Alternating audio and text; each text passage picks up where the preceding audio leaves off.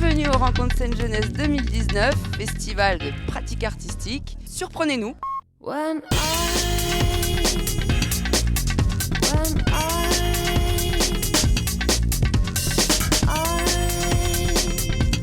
C'est la 19e édition et qui fait rencontrer à peu près 120 jeunes de la protection judiciaire de la jeunesse et qui viennent partager, mettre en place, participer à des ateliers, des spectacles culturels.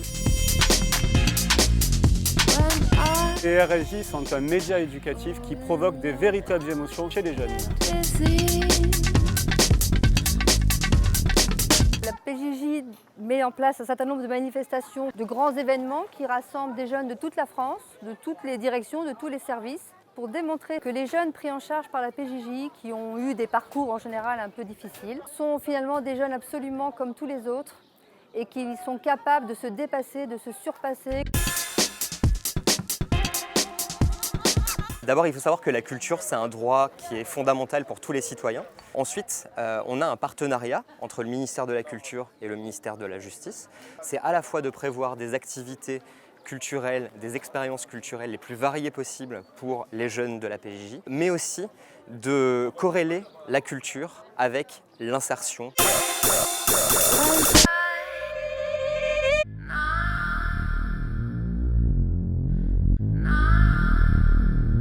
Le domaine de Roussières, il est assez vaste. On a vraiment utilisé le moindre recoin pour venir y mettre un peu de cinéma, un peu de théâtre, un peu de pratique physique du cirque par exemple. C'est un vrai espace d'expérimentation, un laboratoire à ciel ouvert.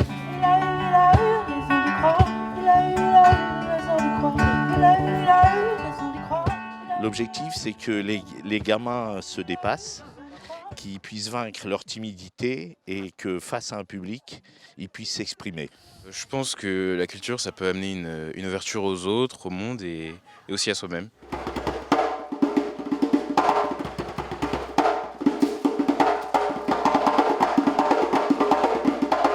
C'est Edouard a décidé de venir en Europe pour avoir une vie meilleure.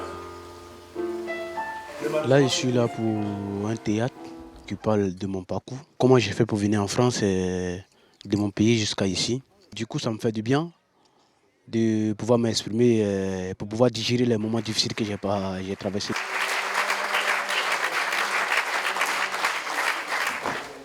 Yo les gars, ça va? C'est un spectacle en fait qui parle de deux garçons qui ont marre d'être dans la rue, de vendre, de voler. Peut-être on stresse, des trucs comme ça, j'aurais plus peur de montrer au public comme avant. Un vrai défi, ouais. C'est une aventure collective, pluridisciplinaire. On est 10 là ce soir. C'est comme dans un quotidien institutionnel où on est là, où on travaille tous ensemble et puis on vient le transposer un peu ici.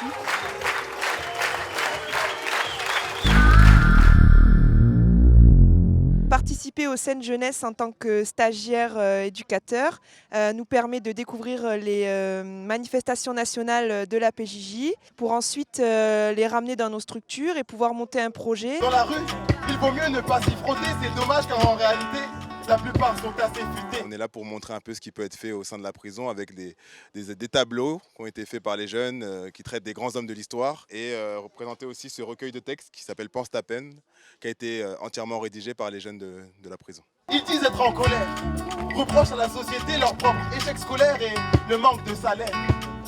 Leur vie est une galère, oui, ils rament.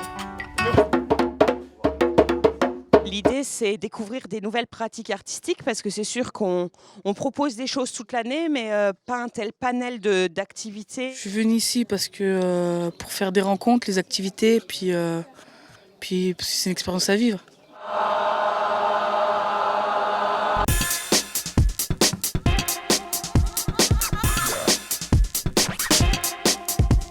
Ils ont un vivier, ils ont des choses en eux qui sont extrêmement riches. Donc pour nous les artistes, c'est une matière super chouette.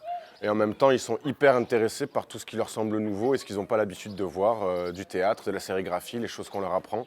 Donc ça va dans les deux sens et c'est super chouette.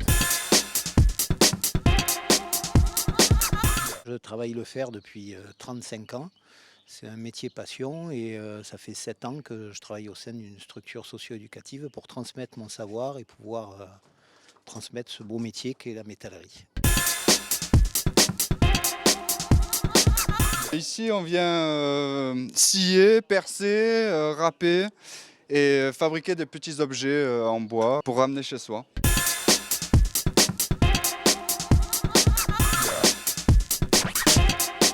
Quand j'avais 17 ans, déjà j'étais déscolarisée et j'étais chez mes parents, donc ça se passait très mal. J'étais un peu une fille introvertie, je n'allais pas vraiment vers les autres, je me sentais pas à l'aise du tout, je parlais pas beaucoup en fait. J'ai rencontré Maya, donc je lui ai dit que j'avais écrit un texte, elle a dit ben c'est bien, faut le réciter en dessous du chapiteau, donc c'est ce que j'ai fait.